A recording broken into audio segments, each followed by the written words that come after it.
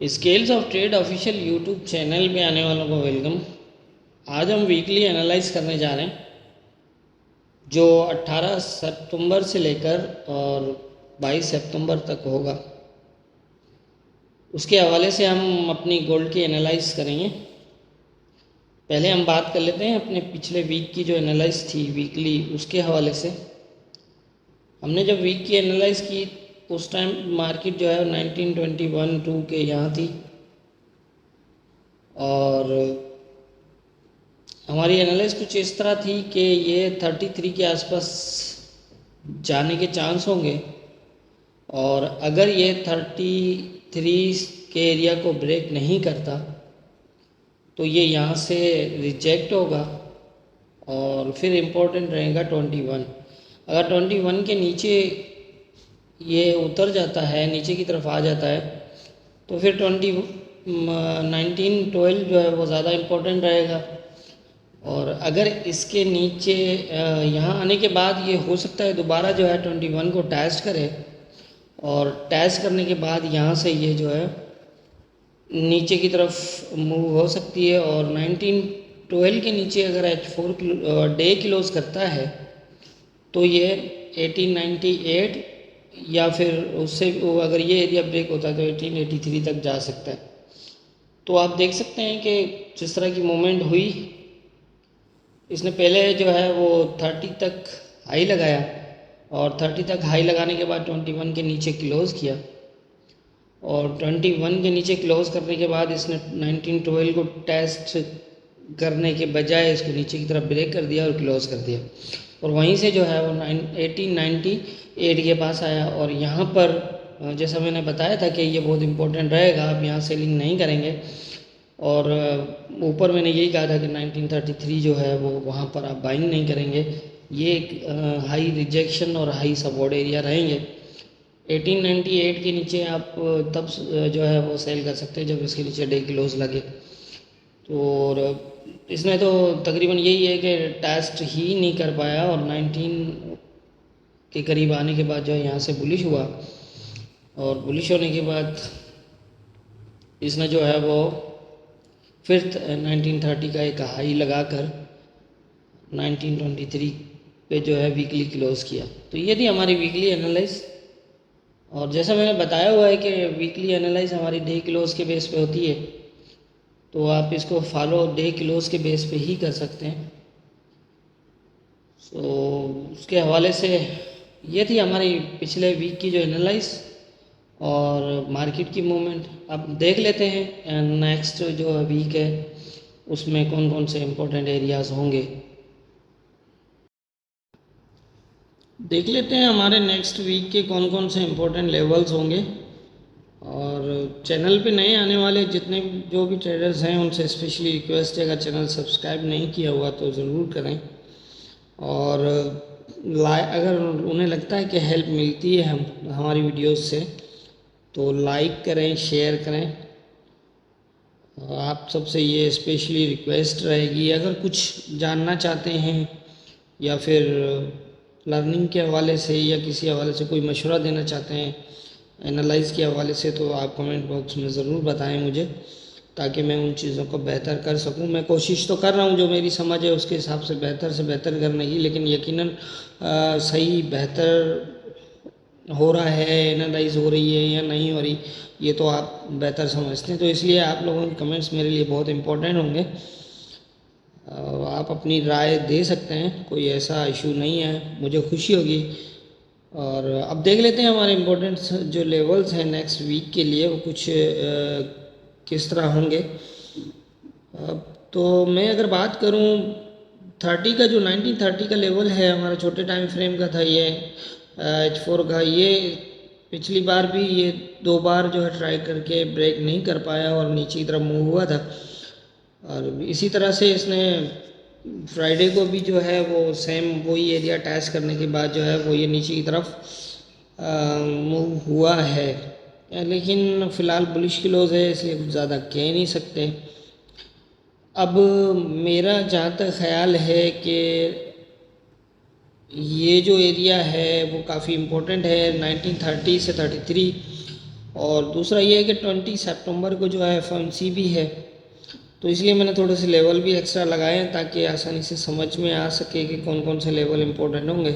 नीचे तो मैंने वही 1884 वाला ही लगाया। अगर इसके नीचे अगर ये डे क्लोज करता है, मैंने नीचे लेवल नहीं लगाया, लेकिन अगर इसके नीचे डे क्लोज करता है या इसके नीचे उतर जाता है ये, तो फिर आप 1850 का एरिया जो है वो नीचे की तरफ देख सकते हैं। और ऊपर की तरफ जो है वो 1946 से लेकर 55 जो है वो इम्पोर्टेंट रहेगा। अगर ये 55 से ऊपर डे क्लोज करता है तो 71 तक जाने के चांस होंगे ऊपर की तरफ। और बीच में हमारे जो इम्पोर्टेंट अभी जो मेरी नज़र में स्पेशली इम्पोर्टेंट है वो 1898 से लेकर 1930 का एरिया, जो ये बीच का एरिया है ये बहुत इम्पोर्टेंट है। यहाँ से लेकर और ये वाला यही एरिया जो है वो अप डाउन इसको मूव दे रहा है। और इसके अंदर ऊपर अगर ये ब्रेक होता है और डे क्लोज करता है तो फिर ये ऊपर वाले लेवल होंगे, लेकिन इससे ऊपर 50 ये जितना ऊपर जाए 55 तक जो ये एरिया है यहाँ बिल्कुल भी बाइंग होल्ड नहीं करनी। और इससे ऊपर बाइंग तभी हो सकती है जब इसके ऊपर 2 डे के क्लोज लगते हैं, तो उसके बाद ये जो है वो ऊपर की तरफ मूव कर सकता है, अदरवाइज़ ये वहाँ से रिजेक्ट भी हो सकता है। तो ऊपर के इस तरह देखिएगा। बाकी ये वाला है तो ये ऑलरेडी ब्रेक है, इसलिए अगर ये 33 से ऊपर H1 एक डे का क्लोज भी लगता है तो ये जो है वो ऊपर की तरफ 46 पर जा सकता है। 46 बहुत ज़्यादा इम्पोर्टेंट है, 46 और 55 ऊपर की तरफ। और नीचे की तरफ जो है वो ये हमारा 1908 वाला जो है 1898 वाला, और 1912 तो ऑलरेडी ब्रेक भी है तो इसलिए कुछ ख़ास नहीं, लेकिन 1898 जो है वो काफ़ी इम्पोर्टेंट है। तो इसके हवाले से अभी जो पोजीशन है वो मैं यही लग रही है, मैंने इम्पोर्टेंट एरियाज़ आपको बता दिए हैं। मूवमेंट्स के हवाले से हम इसको जो है वो कुछ इस तरह देख रहे हैं कि मेरा ख्याल है कि अगर ये दोबारा एक ट्राई करेगा इस तक जाने की, अगर ये रिजेक्ट इसको ब्रेक कर पाया तो ठीक है, और नहीं कर पाया तो ये दोबारा रिवर्स होगा।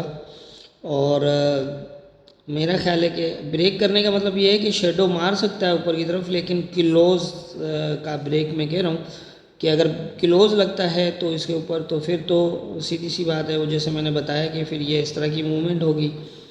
और अगर ये मुझे वैसे अगर जो लग रहा है वो यही है कि शायद ये इस एरिया को दोबारा ट्राई करे, और हो सकता है कि इसको शेडो ब्रेक कर दे ऊपर तक, या फिर यहाँ से रिजेक्ट हो। यहाँ पर नज़र रखिएगा।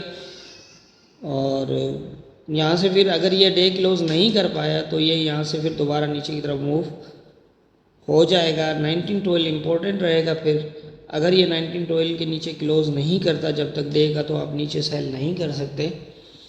और नीचे की तरफ क्योंकि पॉसिबल है कि ये दोबारा जो है वो इस एरिया से बुलिश हो जाए। तो आप यहाँ ध्यान रखिएगा, अगर ये इसके नीचे डे क्लोज करता है तो फिर तो काफ़ी चांस हो जाएंगे कि ये दोबारा जो है वो अपनी नीचे की मूव कर जाए। वो यहीं से ही हो सकता है, क्योंकि ये बार बार ब्रेक कर चुका है, शायद ऊपर की तरफ मूव ना करे। 1898 जो ये एरिया है ये बहुत ज़्यादा इम्पोर्टेंट है। इसके नीचे तो इस तरह अगर ये नीचे उतरता है इसके नीचे, तो फिर काफ़ी मुश्किल हो जाएंगे गोल्ड के लिए ये एरिया। और 1884 ये अगर ब्रेक हो जाता है तो फिर तो इस मतलब कोई कहानी नहीं रहेगी बाइंग के लिए। नीचे की तरफ इस तरह है। और अगर ये इस एरिया को ब्रेक नहीं करता 1898 को या फिर 1912 को यही स्टे करता है, 1912 के नीचे क्लोज नहीं देता, तो फिर ये दोबारा इस तरह से मूव हो सकता है और इसे ब्रेक भी कर सकता है। यहाँ पर फिर भी देखिएगा ये 1930 से ऊपर जो है वो बाइंग तब तक नहीं जब तक ये इसके ऊपर डे क्लोज नहीं करता 33 के ऊपर। तो इस तरह से जो है वो आप इसको देख सकते हैं इन लेवल्स के ऊपर। वैसे जो मुझे लग रहा है कि मंडे को शायद ये जो स्टार्ट हो मार्केट हो तो ये 33 को दोबारा टेस्ट करने की कोशिश करेगा। और अगर तो ये एरिया से नहीं ब्रेक हुआ, क्योंकि ये सेकेंड टाइम जो है वो इस एरिया को अटैम्प्ट कर रहा है, तो अगर इसको नहीं ब्रेक हुआ तो फिर नीचे के लेवल ब्रेक होने के बहुत ज़्यादा चांस हो जाएंगे। लेकिन अगर ये 33 से ऊपर तक या 33 तक शेडो भी ले जाता है, मतलब यहाँ ये पोजीशन कुछ इस तरह बन जाती है कि ये 33 तक शेडो भी ले जाता है, तो फिर जो है वो अच्छा होगा चांस कि ये नीचे अगर आता है तो आप वेट करें 1912 का। अगर ये यहाँ से मतलब आप 1912 या फिर 1898 का एरिया जो है यहाँ से अच्छी बाइंग दे सकता है, बशर्ते ये कि ये 33 को ऊपर शेडो ब्रेक करे तो इस सूरत में, अदरवाइज़ मुश्किल होगा। अब फ़िलहाल मुश्किल है अभी तक। जैसे ही इस एरिया को इसने नीचे की तरफ ब्रेक किया है, आप देख सकते हैं जैसे इसने नीचे की ब्रेक किया, ये इसको ऊपर ब्रेक नहीं कर पा रहा, और ये एक यहाँ से रिजेक्शन साइन भी है बहुत बड़ा। सो ये अगर हम इसको देखें, एक बार रिजेक्ट हो चुका है प्रॉपर, और दूसरी बार भी कल फ्राइडे को जो है वो भी इसने यहीं से रिजेक्शन ली है। अब मंडे शायद इम्पोर्टेंट हो, अगर मंडे को अगर ये ब्रेक करता है तो ठीक है, अदरवाइज़ फिर अगर ये इसी तरह से प्रॉपर टेस्टेड रहता है और ये नीचे की तरफ मूव करता है और 1912 के नीचे स्टे करने लग जाता है, मतलब 1912 को भी ब्रेक करता है और स्टे करने लग जाता है, तो फिर इसके अंदर कोई बाइंग नहीं रहेगी। ये मेरा एक तकरीबन अंदाज़ा है। फिर यही है कि यहाँ ये एरिया हमें जो है वो फॉलो करना पड़ेगा, इम्पोर्टेंट और पॉसिबल होगा कि ये ब्रेक भी कर दे। और अगर ये ऐसी शेडो ब्रेक कर देता है ऊपर की तरफ, तो फिर काफ़ी कह सकते हैं कि ये दोबारा जो है वो यहाँ से इस तरह की पोजीशन बना सकता है। लेकिन इस एरिया को अच्छे से फॉलो करना है। 1912 वाला एरिया एज ए सपोर्ट भी है फ़िलहाल, क्योंकि अगर ये यहाँ से नीचे आता है तो इसको एज ए सपोर्ट लेकर इसको ब्रेक कर भी सकता है। तो इस तरह से ही आप इसको देखिएगा, नीचे 1912 इम्पोर्टेंट और ऊपर जो है 1930 से 33 का एरिया इम्पोर्टेंट। तो ये दोनों जो है वो वन साइडेड इंडिकेशन कर सकते हैं। इसके बीच में जो मूव्स होनी है 1930 से 33 का एरिया और 1912 वो मैंने बता दिया है। 1930 अगर जिस तरह फ्राइडे को प्रॉपर टेस्टेड है, अगर ये मंडे को भी इसी तरह से प्रॉपर टेस्टेड रहता है और ये 21 से नीचे आ जाता है, या फिर 21 का एक एरिया बीच में बनता, एरिया ज़्यादा बन जाएंगे तो इसलिए मैंने नहीं बनाया, क्योंकि 21 बार बार अप और डाउन ब्रेक हुआ है, तो इसलिए मैंने नहीं लगाया। अगर वैसे आप अपने हिसाब से देख सकते हैं कि 21 के नीचे अगर ये डे क्लोज करता है और मंडे को अगर ये प्रॉपर टेस्ट करके 21 के नीचे डे क्लोज कर जाता है, तो भी समझ लीजिएगा कि बहुत ज़्यादा चांस है कि ये यहाँ से रिजेक्ट हो रहा है। तो इस तरह से पोजीशन फ़िलहाल मुझे नज़र आ रही है इसकी, जो मैंने बता दी है। मेरे हिसाब से नेक्स्ट वीक की जो पोजीशन है वो कुछ इस तरह है। सो ये है हमारे इम्पोर्टेंट लेवल्स।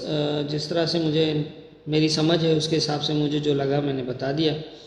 बाकी होना क्या है ये तो ऊपर वाला बेहतर जानता है, दुआओं में याद रखिएगा।